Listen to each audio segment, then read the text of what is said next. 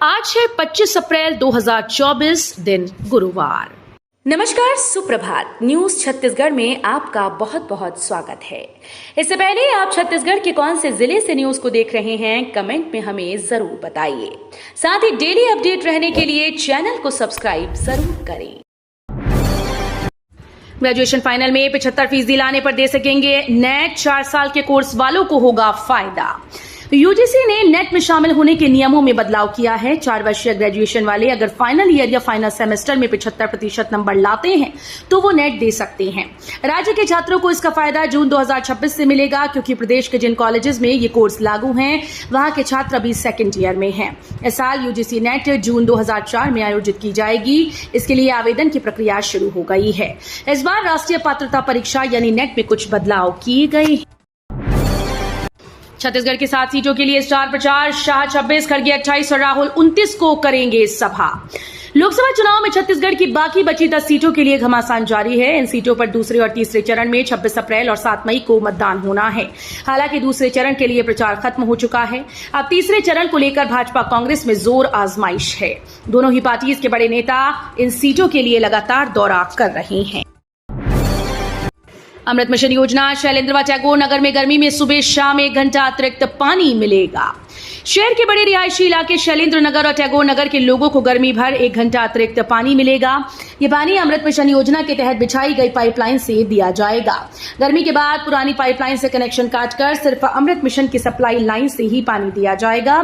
दोनों कॉलोनीज में निगम की पुरानी सप्लाई लाइन से सुबह और शाम को 1-1 घंटा पानी दिया जा रहा है। मतदान तिहार। पीला चावल देकर अधिकारी लोगों को वोटिंग का दे रहे न्योता।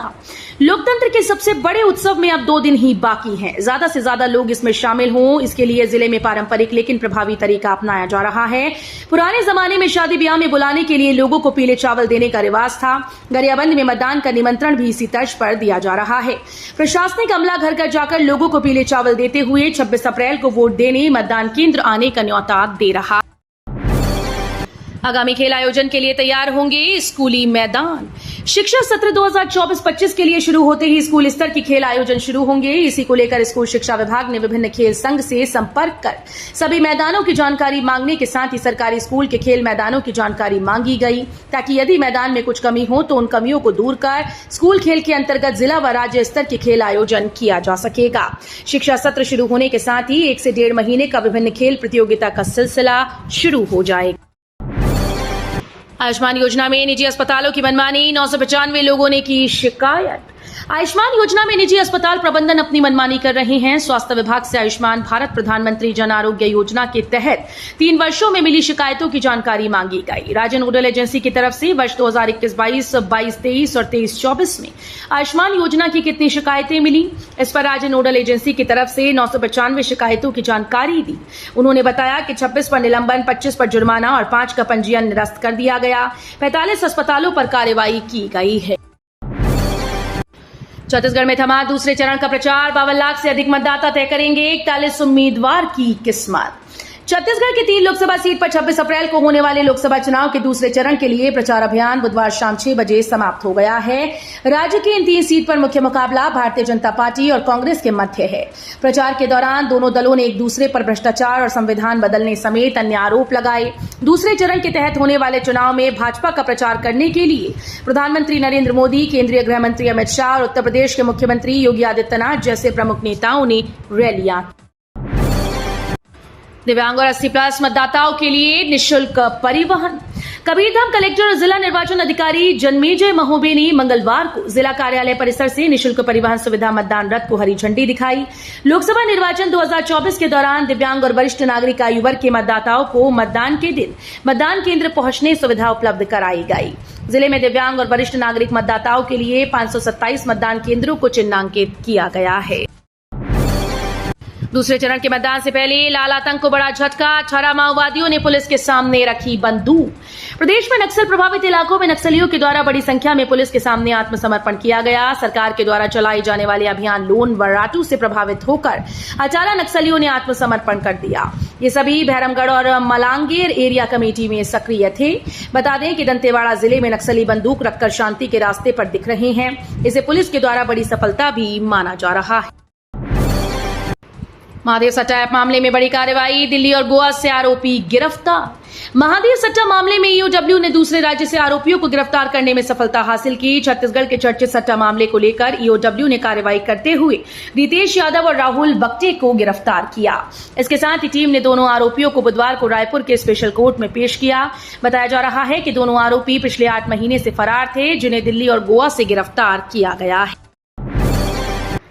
अब गृहिणी और किसान को भी देना होगा टीडीएस, जान लीजिए नए नियम, वरना खानी पड़ेगी जेल की हवा। आयकर के नियमों में बड़ा बदलाव हुआ है, जिन्हें जानना आपके लिए जरूरी है। टीडीएस के नियमों के अनुसार अब नौकरी पेशा के साथ ही गृहिणी व किसानों को भी टीडीएस देना होगा।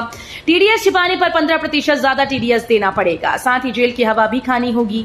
बैंक में आपने फिक्स डिपॉजिट करवाया है तो जान लीजिए कि एफडी का ब्याज वर्ष में 40,000 से ज्यादा है तो 10% टीडीएस काटा जाएगा। भूपेश बघेल ने महंगाई के मुद्दे पर भाजपा को घेरा, बोले डबल परेशानी है, डबल इंजन की सरकार। छत्तीसगढ़ के राजनांदगांव लोकसभा से कांग्रेस प्रत्याशी भूपेश बघेल ने कहा कि भाजपा के नेता डबल इंजन की सरकार की बातें करते हैं, लेकिन सच ये है कि एक इंजन लगातार महंगाई बढ़ा रहा है। दूसरा इंजन कांग्रेस सरकार की ओर से महंगाई से राहत दिलाने के लिए जो सुविधाएं मिली थी उनमें एक कटौती कर रहा है। ये डबल इंजन की डबल परेशानी वाली सरकार है। राजनांदगांव में जनसंपर्क के दौरान भूपेश बघेल भाजपा सरकार की नीतियों और वादा खिलाफियों के खिलाफ जमकर बरसे। रेल यात्री ध्यान दें, 8 दिन रद्द रहेगी कोची वेलू कोरबा एक्सप्रेस, कई ट्रेन के रूट में किया गया बदलाव। दक्षिण मध्य रेलवे के अंतर्गत सिकंदराबाद रेल मंडल के काजीपेट जंक्शन कोंडापल्ली सेक्शन और विजयवाड़ा रेल मंडल के विजयवाड़ा गोधरा जंक्शन के बीच तीसरी रेलवे लाइन का काम किया जाएगा। रेलवे प्रशासन ने नॉन इंटरलॉकिंग कार्य कराने कोरबा से चलने वाली कोचुवेली एक्सप्रेस को दोनों तरफ से 8 दिनों के लिए रद्द कर दिया है। रेलवे के अधिकारियों ने बताया कि दक्षिण पूर्व मध्य रेलवे के कोरबा से होकर चलने वाली train number 22647 Korba Kochuveli express 1, 4, 8, 11, 15, 18 और 22 मई को रद्द रहेगी। रायपुर जिले में 2 दिन बंद रहेगी शराब की दुकान, कलेक्टर ने जारी किया आदेश। छत्तीसगढ़ में 26 अप्रैल को 3 लोकसभा सीट के लिए मतदान होने हैं। दूसरे चरण में कांकेर, महासमुंद और राजनांदगांव लोकसभा सीट के लिए वोटिंग की जाएगी। दूसरे चरण के ये तीनों सीट हाई प्रोफाइल मानी जा रही हैं। वहीं रायपुर जिले के कुछ जगहों पर शराब दुकानें मतदान होने तक बंद रहेंगी, क्योंकि महासमुंद रायपुर जिले की सीमा से लगा हुआ है। इसलिए कलेक्टर ने सीमा में मौजूद सभी शराब दुकानों को बंद करने का निर्देश दिया। लोकसभा चुनाव का बहिष्कार करेंगे 30 से ज्यादा गांव। गरियाबंद जिले के उदंती अभयारण्य के भीतर बसे 30 से भी ज्यादा गांव लोकसभा चुनाव का बहिष्कार करने बैठक कर रहे हैं। वहीं अचानक ही गांव में चुनावी बैनर पोस्टर गायब हो गए। ग्रामीणों का आरोप है कि 20 साल से मूलभूत सुविधाओं के लिए जूझ रहे हैं। प्रशासन का दावा है कि मांगे पूरी की गई और चुनाव का बहिष्कार नहीं होगा। छत्तीसगढ़ में मोदी बोले कांग्रेस विरासत पर भी टैक्स लगाएगी। प्रधानमंत्री नरेंद्र मोदी ने छत्तीसगढ़ के अंबिकापुर में चुनावी सभा को संबोधित किया। उन्होंने कहा कि कांग्रेस कहती है कि वो माता पिता से मिलने वाली विरासत पर भी टैक्स लगाएगी। आप जो अपनी मेहनत से संपत्ति जुटाते हैं वो आपके बच्चों को नहीं मिलेगी, वो भी कांग्रेस का पंजा आपसे छीन लेगा। मोदी ने कहा कि कांग्रेस का ये मंत्र आपकी संपत्ति छीन लेगा, आपको लूट लेगा।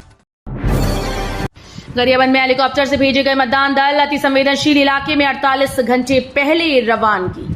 छत्तीसगढ़ में दूसरे चरण के लिए महासमुंद लोकसभा में 26 अप्रैल को मतदान होना है। गरियाबंद जिले के 9 संवेदनशील क्षेत्र में से 2 क्षेत्रों में मतदान से 48 घंटे पहले कलेक्टर दीपक अग्रवाल ने पुलिस परेड ग्राउंड से मतदान दल को वायुसेना के हेलीकॉप्टर के माध्यम से रवाना किया।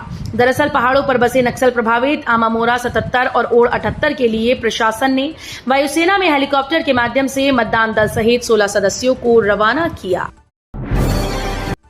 कांकेर लोकसभा में मतदान से पहले जवानों ने नक्सलियों का कैंप किया ध्वस्त।